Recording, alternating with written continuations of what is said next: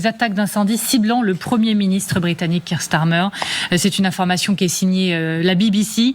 Un Roumain, un Ukrainien qui aurait été recruté par un contact russophone. Je ne vais pas plus loin parce que c'est Xavier de Giacomoni qui va vous expliquer cette histoire. Voilà, on utilise l'image de Zelensky avec Keir Starmer pour aller un peu plus loin.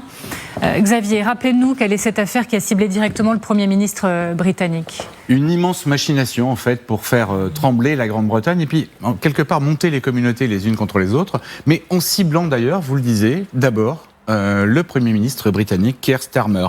C'est d'abord l'incendie d'une de ses voitures, une voiture qui lui a appartenu, une Toyota, dans le nord de Londres. 2 autres incendies criminels, là ça commence à faire beaucoup.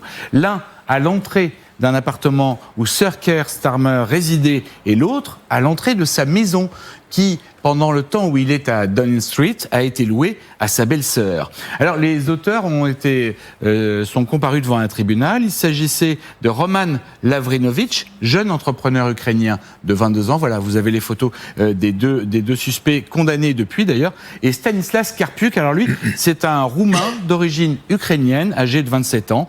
Et ce sont eux qui ont fait brûler la voiture du Premier ministre, brûler les entrées des appartements. Les dégâts étaient mesurés, mais quand même, s'en prendre au Premier ministre britannique, il fallait le faire. Alors, ce qui a été très étrange, c'est que le procès a passé totalement sous silence l'auteur de la manipulation, celui qui a manipulé ces jeunes hommes. Ils ont évidemment pas agi de leur propre intérêt. L'affaire s'est exclusivement concentrée sur le côté financier. Ils ont touché un peu d'argent, mais l'identité, les liens, les motivations du commanditaire qui a offert cet argent à Lavrinovich et à son complice pour les attentats a été passé totalement sous silence, comme si la justice britannique avait un peu peur d'en apprendre davantage. Xavier, la BBC révèle que le donneur d'ordre n'est autre qu'un jeune diplomate russe très proche du Kremlin.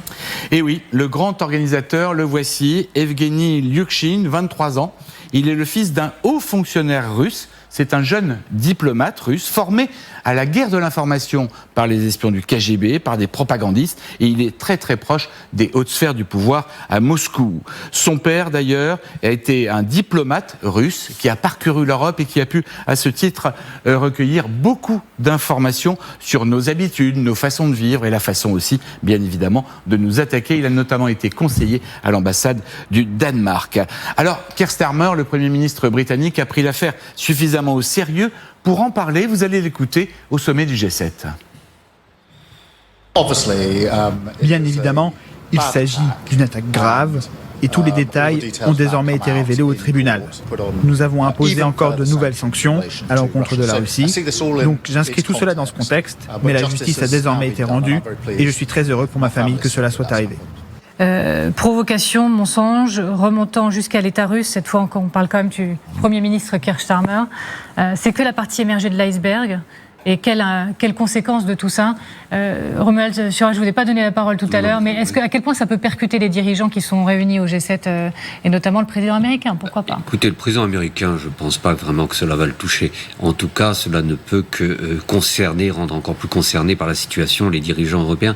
Mais je voulais juste ajouter un mot. Je suis assez inquiet. Je suis ukrainien par ma mère, j'ai de la famille qui vit près du front, donc je suis concerné par ce qui se passe en Ukraine.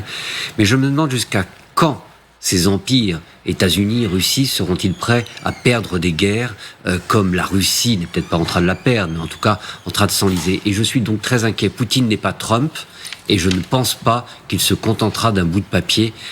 Et donc, je crains que Poutine puisse devenir peut-être très, très méchant vers la fin de ce conflit. Alors, c'était parfaitement ma question. On le martèle sur ce plateau. L'inquiétude, c'est que plus Poutine est acculé, plus ça accroît sa dangerosité. Vous êtes d'accord avec ça, général ?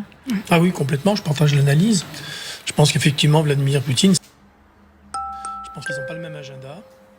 Vladimir Poutine veut vivre éternellement. C'est son objectif. Et donc, quand on veut rester dans l'histoire comme un homme éternel, on peut prendre des décisions lourdes de conséquences. Oui, je suis totalement d'accord. Poutine vulnérable et dont la vulnérabilité est affichée est d'autant plus dangereux. Parce que c'est pas juste quelqu'un de cynique et avide de fortune, comme ça peut se voir à Washington. C'est quelqu'un avide d'entrer dans la légende et de transformer son pays, de reconstituer l'Empire russe. Enfin, il y a toute une partie idéologique extrêmement forte. Il a à sa disposition l'arme nucléaire. les bombes sales, le cas échéant, et toutes les ingérences, certaines que l'on découvre, d'autres qu'on met très longtemps à découvrir en Europe. Parce qu'il faut dire que dans cette guerre de l'Ukraine face à la Russie, l'Europe a été quand même très fidèle, et elle continue à l'être. Quand on voit comment Emmanuel Macron, aujourd'hui, c'est vrai qu'il n'a pas tout réussi peut-être à l'intérieur, mais comme il œuvre à toujours remettre Volodymyr Zelensky dans le jeu, et même au centre du jeu, l'Europe est un partenaire très fidèle et qui compte l'être, et donc l'Europe est très vulnérable aux ingérences, voire aux attentats russes. Colonel. En fait, simplement, pour conclure, en fait, très concrètement, dans les guerres, il y a toujours des opérations souterraines, il y en a beaucoup. Celle-là, on l'apprend parce que, encore une fois, ils ont été maladroits, c'est des jeunes hommes, peut-être mal entraînés, mais j'imagine que les Russes sont les spécialistes de ce genre d'opérations secrètes, les Américains aussi, au passage. Hein. Il n'y a pas d'un côté les gentils et les méchants, mais c'est vrai que les Russes le font régulièrement. On ne doit pas s'étonner de ça. Donc ça nous oblige, nous, encore une fois, dans le domaine de la guerre numérique, dans le domaine de la guerre cyber et dans le domaine de la protection